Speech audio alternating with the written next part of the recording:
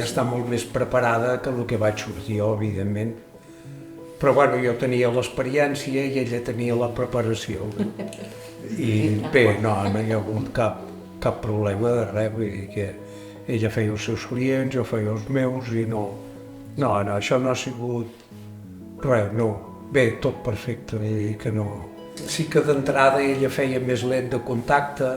Però pots dir per què, Que, Pots dir per què, Després ja ho tallaran. A ell no li agradava.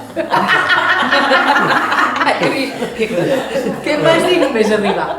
Això per tu. perquè és que quan jo vaig començar amb lents de contacte, tela marinera. Vull dir, ara es fan uns lents de contacte que en aquell temps no existien i ara és molt més agraït posar lents de contacte que no era fa 50 anys. Allò eren molt rígides quasi totes, Que la gent quan es queixava pensaves tens tota la raó del món, no? Vull dir que... Però que avui dia és una passada, esclar.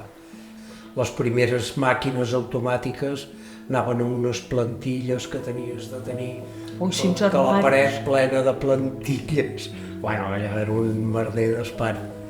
I de cop van aparèixer les automàtiques que et copiaven la forma de les ulleres directament. Això ja va ser un altre canvi radical, no? Bueno, i després els vidres els demanaves molts anys enrere, tot per telèfon.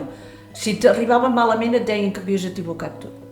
En canvi, ara, després ja es va fer en fax, que després ja podies demostrar que si anava malament, i ara ja...